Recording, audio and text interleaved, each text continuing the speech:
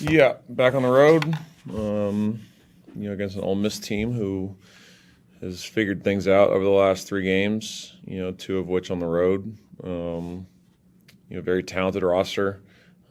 Three, three guys that are going to play professionally at some level, with Dia and Store and Cameron, all really, really talented, prolific scorers.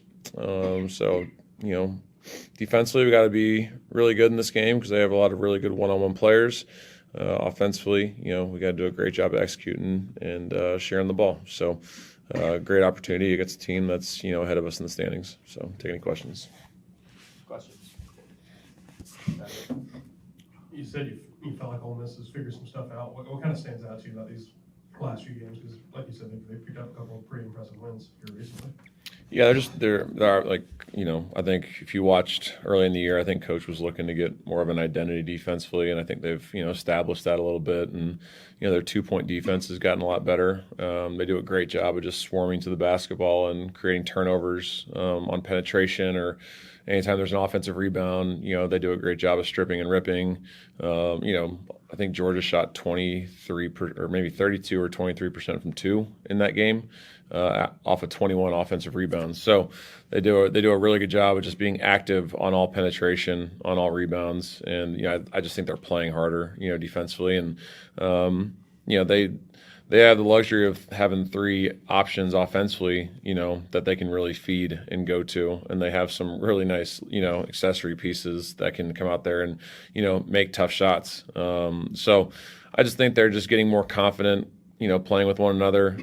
They only have, Diaz, obviously, their lone returning starter, and the rest of the guys are, newer pieces. So kind of like us, they're all figuring out how to gel, with one another, play the game with one another. So I just think they're kind of they found a little bit of that, and got some confidence in it, and it's led to 3 straight wins against some good teams. You kind of popped off the bench at Tahad early in that game when he forced a turnover and we're kind of fired up. How much do you look to him defensively? I know we talked about his shooting and assists and things like that, but defensively to kind of set the tone early in games, how much do you look to him? Yeah, I mean, we did a lot of switching in the South Carolina game. We told our guards, you got to front the post, and if you get stuck behind the post, you better be physical because we're not giving you any help.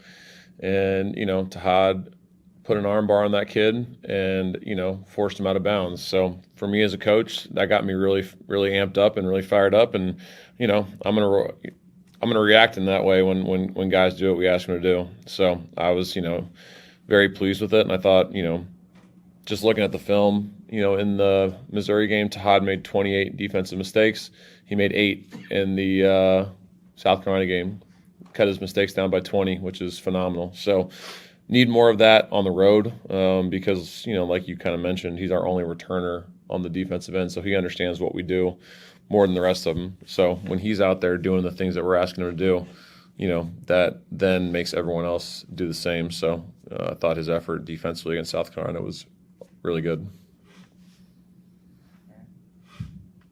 Cameron's a really interesting guy, being played in Europe for a while, 6'5" point guard. Just kind of what stands out about him to you and trying to line him up, because he's a different kind of one that maybe y'all have seen here recently. Yeah, he's not like going to blow by you with his speed and his quickness, but he can dribble either direction. He does a great job of setting up his drives with moves to kind of either get you up in the air or get you moving one direction. Does a great job of getting you on his hip, and then he's obviously got tremendous size to be able to score over the top of you. And he's he's their most willing passer, so he can score it. He can facilitate it. He can shoot it. So he just does a little bit of everything, and he plays it with such great pace and such great tempo. He never gets sped up, and that's something that an experienced point guard is going to be able to bring to the table. And they only average 7.6 turnovers per game, and for him setting the table every possession offensively, that speaks to his ability and his maturity. So he does a really good job for him, and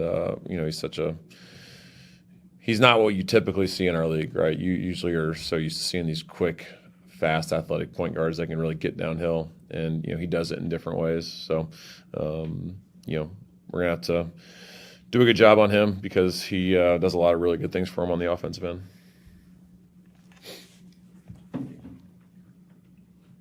Ted had a great note in his notes about Jovic being an incredibly efficient scorer. We all see it. Are we at a point now in the season where he can start being someone you can rely on, start running stuff for him? I mean, the game he had against South Carolina was crazy. Can he be that guy kind of going forward? Do you think of him as a scorer? Sounds like your notes were a hit. Good job. They were a hit. It's awesome. Ted asked me, he said, "Do you think they'll read these?" And I said, "I hope so." So good job, JG. I'm proud of you. Yeah, it was interesting because we've been doubled a lot in the post this year, so it's been really hard to feed him in there because if they're going to rotate over with 2 6'10s, he kind of loses his advantage. South Carolina went one-on-one in the post, and he did a great job. So if teams are going to continue to play us one-on-one in the post, or him specifically one-on-one in the post, absolutely, because you saw how physical he was and how he did such a good job of using shot fakes and scoring on angles. So yeah, if teams are going to guard him one-on-one in the post, but even if they don't, he does a good job passing it too. So it was really good to see that, his ability to score around the rim and, do different things because it's definitely something that, when he's in the game, we need to look at because he's scoring it at such a high rate around the rim. He leads the SEC in offensive rating since SEC play began. So, we got to continue to feed that because he's playing with a lot of confidence right now, and it's been effective. So, yeah, to answer your question, we're definitely going to look to get Phillip more touches when he gets in the game. Even tried a 3. Yeah, I hated that 3. And here's the deal: there's other areas in the offense where I want Phillip to shoot it, but that play specifically, and I'm glad you brought that up. Because Murph has done it a couple times this year too. That play specifically, that's a bad shot because we have no rebounding position. On that play, our 3 and our 4 are standing on the wings, and they're not there to rebound. So for us, the reason why we've been such a good offensive rebounding team so far this year is when we take shots out of our offense, we have rebounders in place on purpose to be able to bail you out if you miss those shots. And anytime we take shots out of the offense with no rebounding position, that's what we consider a bad shot in our offense. And that was a bad shot. Now, we had to give him a little grace because he was playing well, he was feeling it. But, Murph had just taken that shot and Phillip shot it and immediately said, "I'm sorry." So, he knew pretty quickly that I was going to say something to him. But yeah, that wasn't a great shot. But that's something that we want Phillip to add to his game. As he continues to grow and mature, because he's capable of knocking that down. Going off that, besides that one, did you feel like you guys had pretty good shot selection? Didn't force it kind of as much as you did against Missouri? It was just a matter of them not going down. Yeah, we had a couple bad ones. Tahad had 2 in the first half that we didn't love, and he recognized that right away. KO had 1 in the second half. But besides that, I thought, KO had the one that he shot in transition before he made it was a really good shot. Elijah had a lot of really good looks. Key had every 3 he took was really good and clean looks. The bad one, Murph had a bad one. Phillip had a bad one. Tahad had a bad one. KO had a bad one. But 14 of the 3s that we shot, I thought were really clean and good looks. And those are shots that we want our guys to take and have confidence to take. We just didn't knock them down. But for us to be able to draw on some experience of being able to grind out a game like that, that's really important because we're going to do it again at some point this year.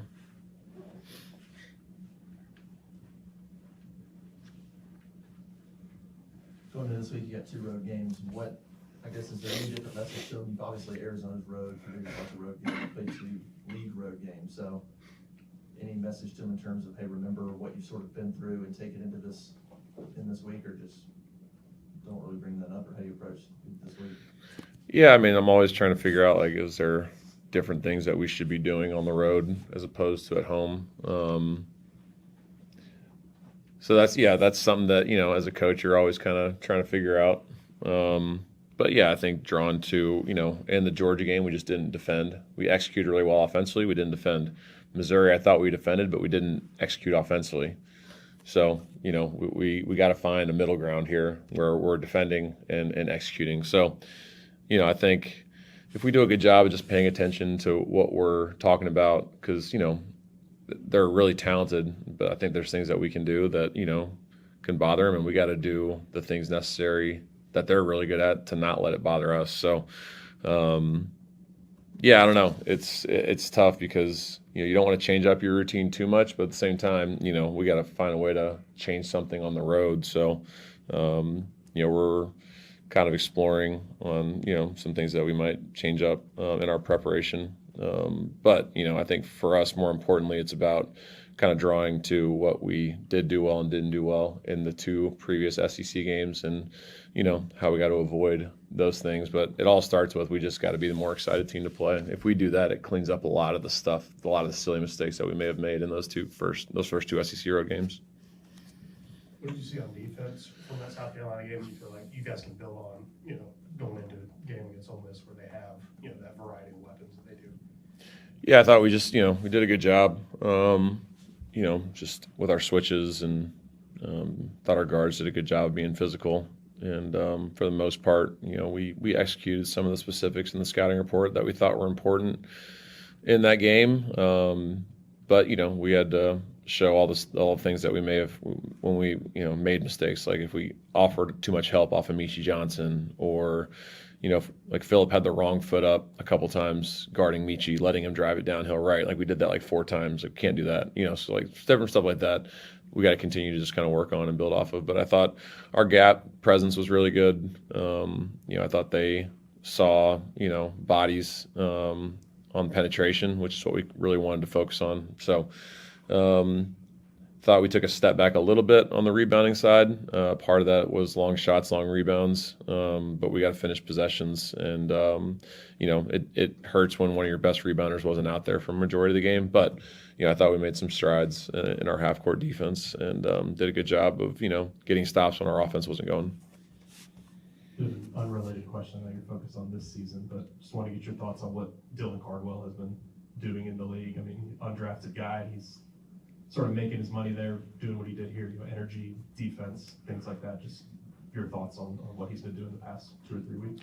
Yeah, we get daily updates in our coaches group chat on just like what our guys are doing in the pros, and every night you just see like 24 minutes, 10 points, like 6 rebounds, 2 blocks, and it's just like, I mean, he's getting 10 or 12 points in the NBA. We didn't do a very good job of getting Dylan the ball, if he's scoring it like that. So not surprised at all, like at all. We all knew collectively as a staff that like of that whole team last year, and this isn't like a knock on anyone on our team, Dylan was the most fit to be a pro just because he was elite at something that NBA clubs are always looking for. And like NBA teams are going to have, 2 or 3 stars. They're looking for guys that are elite in their roles, and Dylan Cardwell is elite in his role. He's an elite finisher in the air. He's an elite rebounder, and he's one of the best defenders I've ever seen.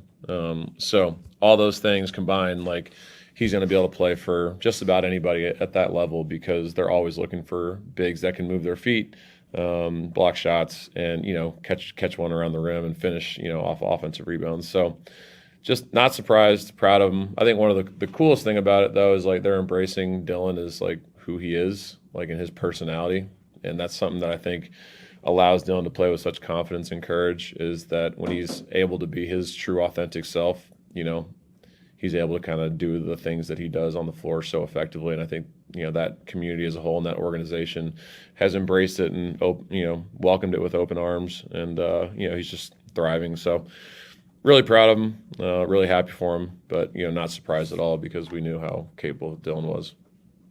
Anything else? All right. Thanks, guys.